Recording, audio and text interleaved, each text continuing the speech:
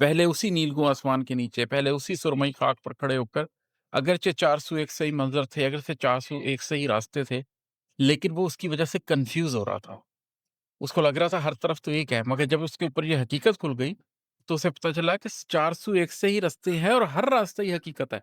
وہ جس طرف بھی چلے گا وہ حقیقت کو پالے گا، اور ہر راستہ عقیدت تھا۔ وہ جس راستے پہ بھی چلے گا وہ عقیدت کا راستہ ہی ہوگا، اللہ اس کو ہر راستے پہ ملے گا۔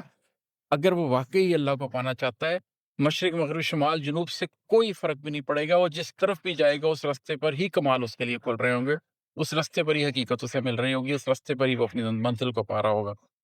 نیلگوں آسمان کے نیچے ایک ادراک ہو گیا یکدم، قلب بھی پاک ہو گیا یکدم۔ اسی نیلگوں آسمان کے نیچے ایک لمحے میں اس انسان کو پھر وہ ادراک ہو گیا، اور اس کا قلب بھی بالکل پاک ہو گیا۔ کیا ادراک ہو گیا؟ سارے امکان جڑ گئے گویا، راستے خود میں مڑ گئے گویا۔ اس کو یہ ادراک ہو گیا کہ یہ ہر طرف جتنے بھی امکانات ہیں، یہ سارے عالم امکان بیسیکلی تو اس کے اندر ہی جا رہے ہیں۔ راستے خود میں مڑ گئے گویا۔ پہلے وہ سمجھ رہا تھا کہ وہ ہے اور ہر طرف راستے ہیں، اب اس کو سمجھ آیا کہ یہ ہر طرف کے راستے ہیں اور سب آ کے اس میں مل رہے ہیں، منزل تو اس کے اندر ہے۔ اس نے باہر راستوں کی طرف نہیں جانا، سب راستوں نے آ کر اس کے اندر چلے جانا ہے۔ منزل اس نے اپنی ذات کے اندر نکلی ہے، منزلیں اپنی ذات میں نکلی، آگہی کے ثبات میں نکلی۔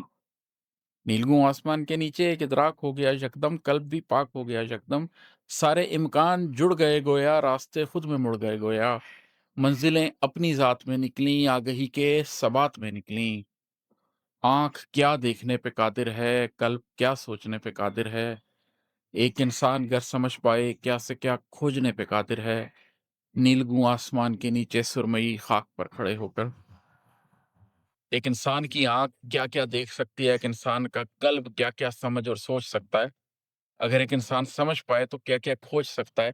اس انسان کو اس لمحے اس بات کا احساس ہو گیا کہ اس نیلگوں آسمان کے نیچے سرمئی خاک پر کھڑے ہو کر انسان بہت عظیم ہو سکتا ہے، انسان بہت اونچا ہو سکتا ہے، انسان اپنے اندر اتر کر رب تک پا سکتا ہے۔ آفاق میں بھی رب ہے، انفس میں بھی رب ہے، ہر طرف رب ہے۔ اگر وہ آگہی کا ثبات کرے، اگر وہ اپنی منزل کو اپنے قلب میں ڈھونڈنے کی ہمت رکھتا ہو اور اس ہمت کے پیچھے چل پڑے، تو وہ سب کچھ حاصل کر سکتا ہے۔ وہ اس منزل تک پہنچ سکتا ہے جس منزل تک پہنچنے کے لیے اللہ نے اس کو اس زمان و مکان کے ٹرسٹ میں، اس ٹائم اینڈ اسپیس کی ایلیوژن میں بھیجا۔ بہت شکریہ، انشاءاللہ پھر کبھی آپ سے بات کروں گا۔ السلام علیکم۔